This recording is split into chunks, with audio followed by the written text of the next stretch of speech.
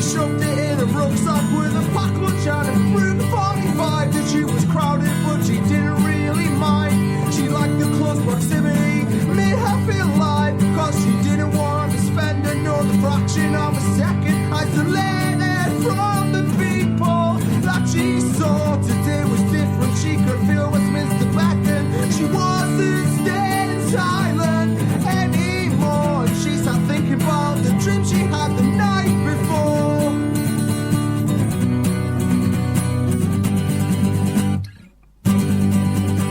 The crowds were gathered ready to shout heckles and abuse, and Gretchen squeezed her way up to the front so that she had a decent view. Head of state on foot, about to wander through 200 angry people with complaints of overdue, and they didn't want to waste another perfect opportunity to give this lousy lying. She walked forward, and Gretchen's heart was beating faster than a bumblebee as she reached for the gun. She had a thought, some thought about the dream she had the night before.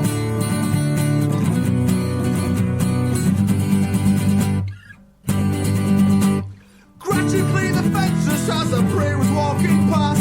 She shouted, "Oh, Prime Minister," and aimed a gun and had an instant blast. As she hit the ground, she realised her fate. A bullet to the chest from a young copper by the gate, and he knew he couldn't waste another fraction of a second to neutralise the threat. He saw her fear as she lay dying. She was calmer than she'd ever felt. She waited for the world to disappear. It disappeared into the dream she had the night before.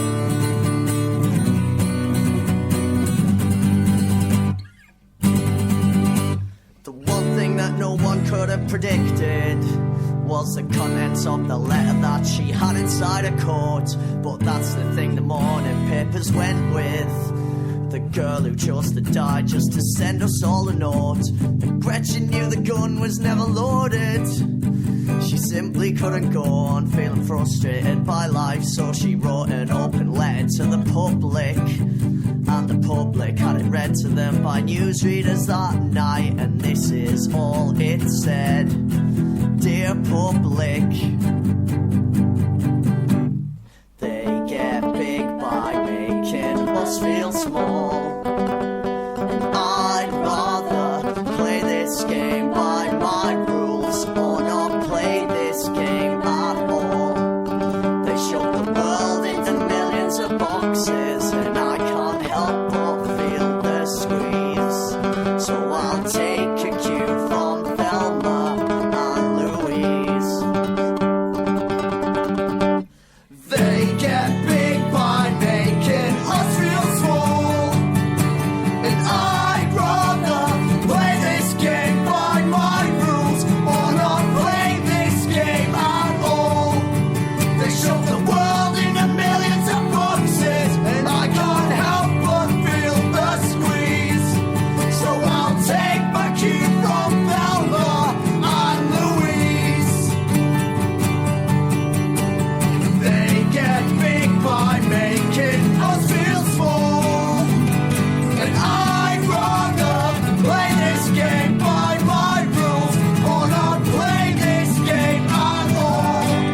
They shove the world into millions of boxes, and I can't help but feel the squeeze.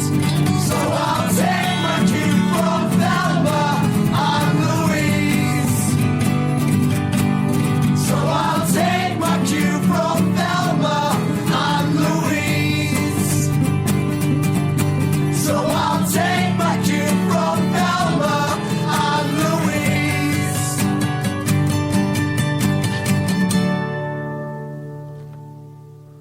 Onsen there with Memoirs of a Dutiful Daughter. Welcome to the CPR podcast. This is episode 139. It's a Tuesday and I'm your host DJ Frank Yeoman. Cracking message I think to that song, but I do have one or two problems with it. Firstly being, I don't believe that if that did happen the papers would choose to go with the message that was written on a note in a pocket, they'd probably, come up with some fucking bullshit or whatever. Basically, whatever they're told to say, really. So I think the better way to spread that message would be to share that track via the medium of this podcast, for example. The second one being that I think you're probably very unlikely to die from a single gunshot wound to the chest. So, probably best not to go with that as an option to try and get a message out there. Got my Facebook. Though, I'm not going to fucking say anything further on that because I will get my door kicked down by the authorities. Anyways, lovely tune, bit of a hippie one, so let's get a bit heavy now. This is Joey Terrifying with Getaway Driver.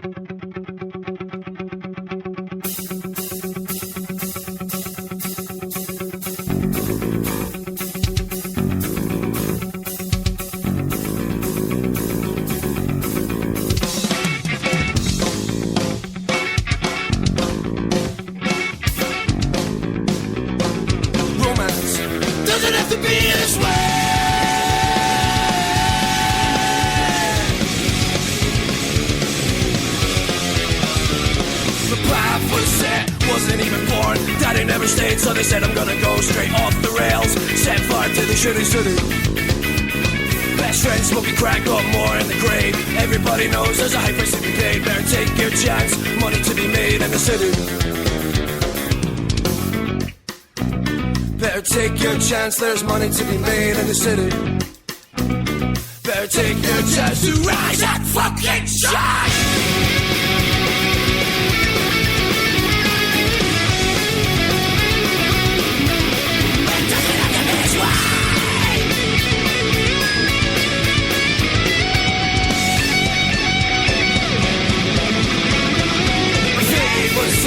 She met me with a fist full of hope. Takes her ecstasy together. We're gonna set fire to the shitty city. Well, her sister's shooting smack and her mum's in Cornville. Whole shitty place, going straight to hell. Who will survive? What will be left of them? Sweet fuck girl!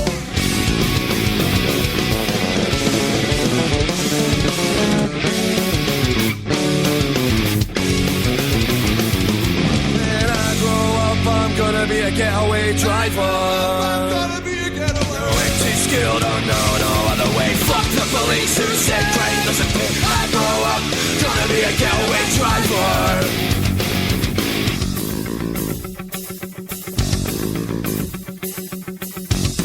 So what's the plan? So we hatched our plan, gonna stick it to the man. Like my mummy always said, son, do the best you can together. Go build a life for yourselves. Well, I must confess, always knew it got the less. My whole shitty life, been so down depressed. Now's the time, sever the binds with the city. Where I never went to school, I don't know no other way. Fuck the police, said crime doesn't pay. And I grow up, gonna be a getaway driver. Never went to school, don't know no other way. Fuck the police who said crime doesn't pay. And I grow up, gonna be a getaway driver. Getaway. Doesn't have to be this way. Get, go and fucking go!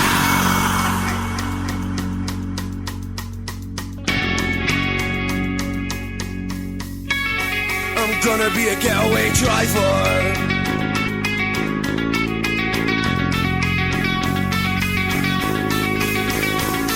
I'm gonna be a getaway driver.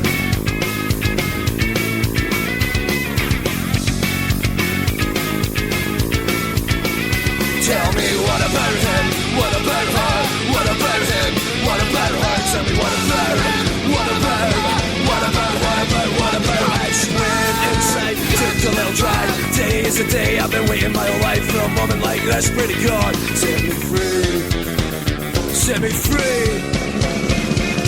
No school and don't know, fuck the police who says crime doesn't pay, and I grow up, gonna be a getaway driver. Never went to school, don't know no other way. Fuck the police who said crime doesn't pay. I grow up, gonna be a getaway driver. Getaway driver. Getaway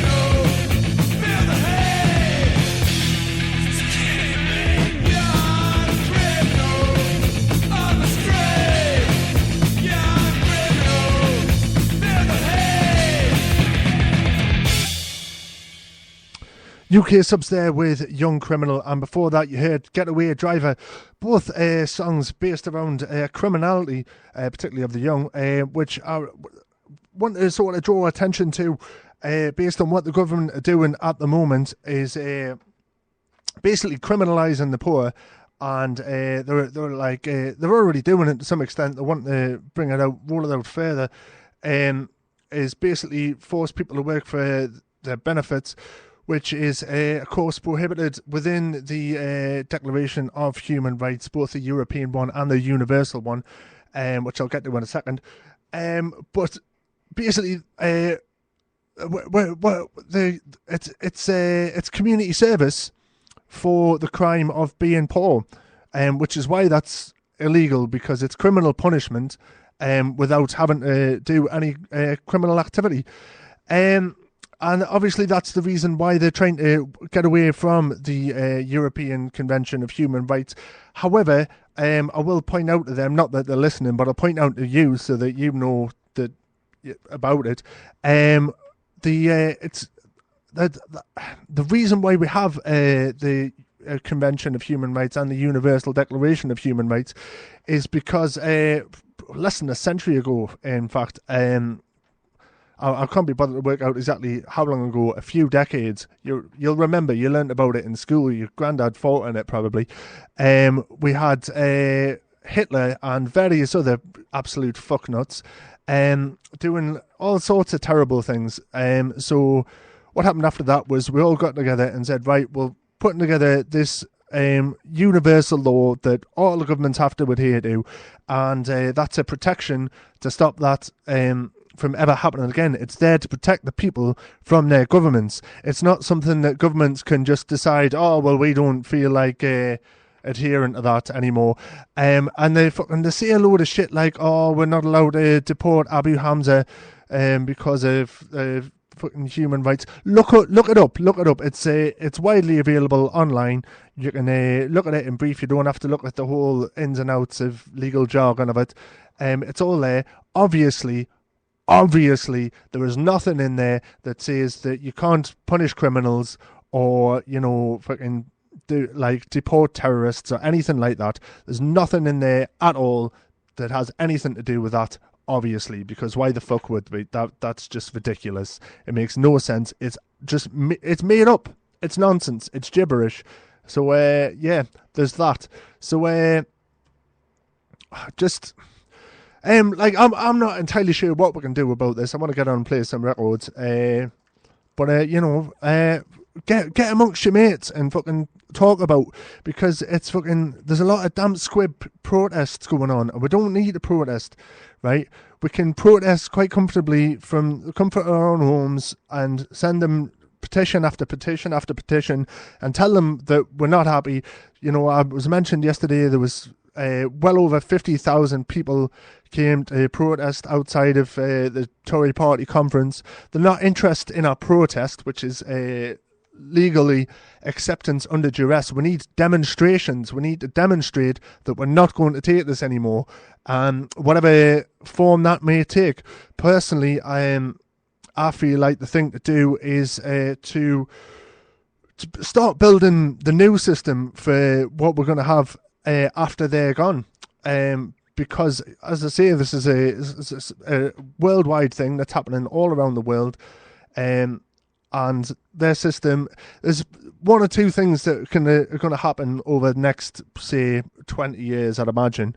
Either the evil, corrupt, vulture capitalist governments are going to get away with their whole Agenda 21 depopulation plan and just kill us all. And I'm not quite sure what the fucking crack is with that, but it's pretty fucking horrific. Or, which seems more likely because more and more people are being aware, because we've got the internet, we're much more able to share information and ideas and stuff like that and get it out there, is people are going to realise that we don't actually need a parasitical ruling class fucking robbing from us, taking the piss, enslaving us. The whole concept of full employment is bunk, because we live in a post-industrial society. More and more things are mechanised.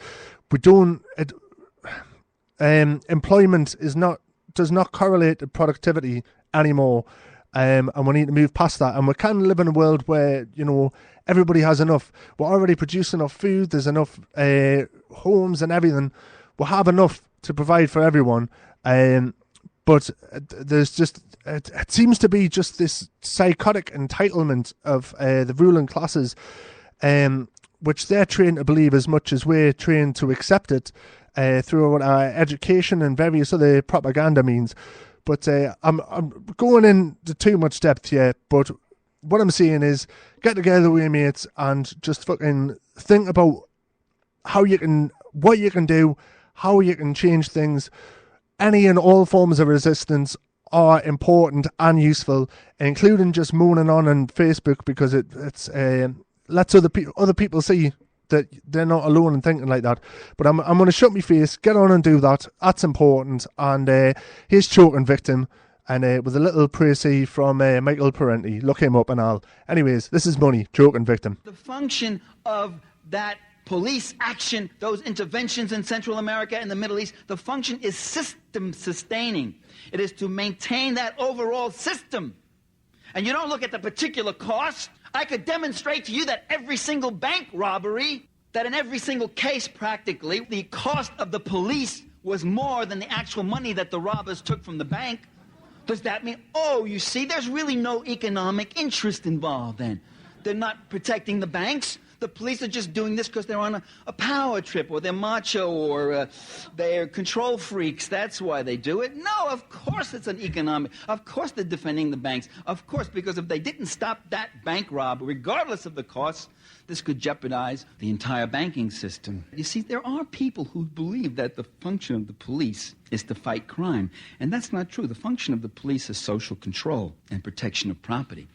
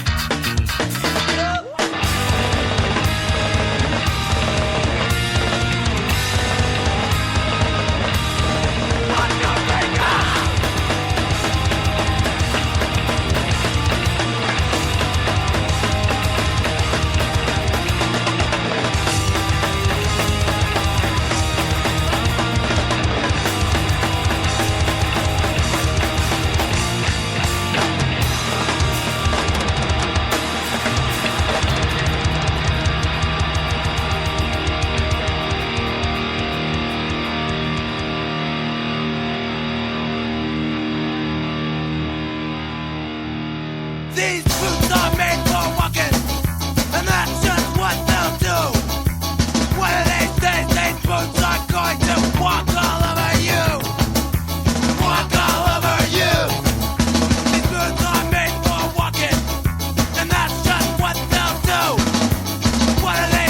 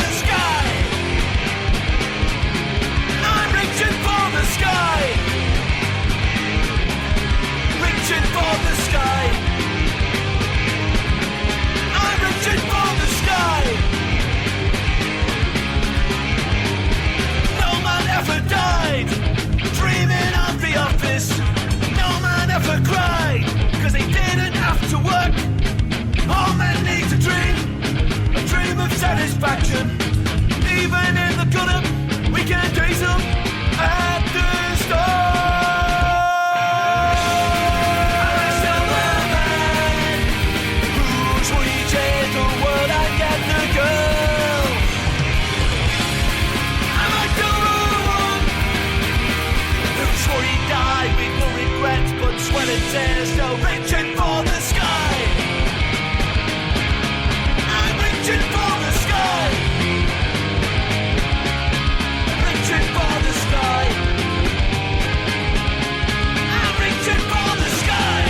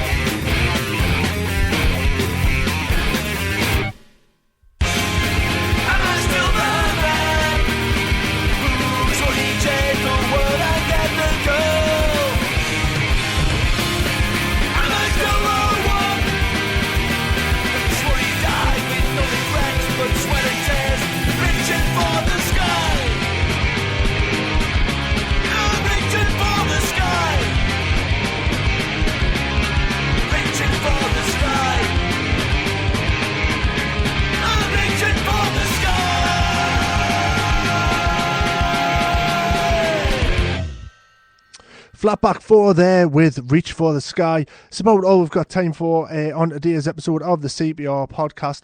I'll be back again tomorrow, of course, live at 5, where I'll be playing more of the best in independent music, possibly with more just ranting about the state of the fucking world and what we can do about that.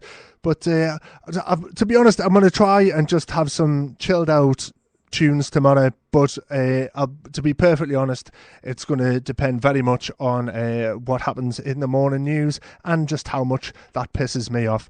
I'll leave you now with this from Sonic Boom 6. This is Silent Majority. Thanks for listening. Do tune in again tomorrow, and I'll speak to you all then. Ta-da!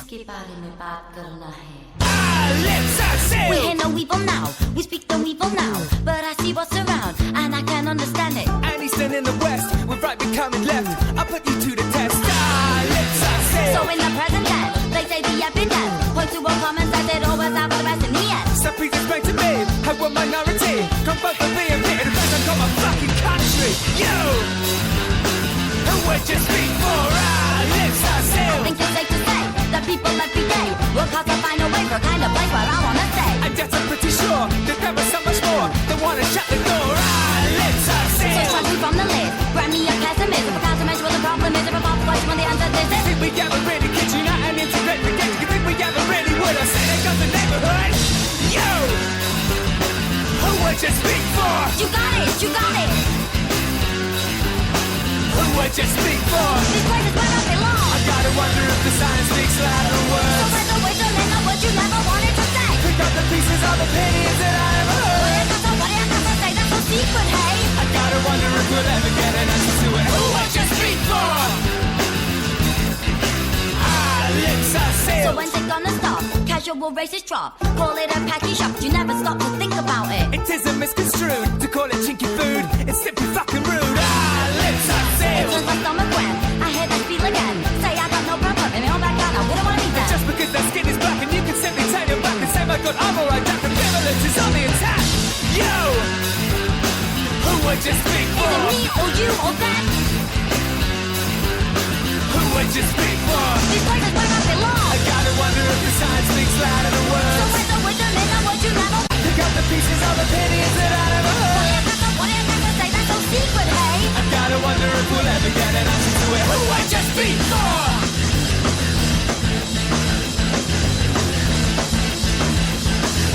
What do you got to say? What do you got to say? What do you got to say? What do you got to say? Anyway, What do you got to say? What do you got to say? What have I got to say?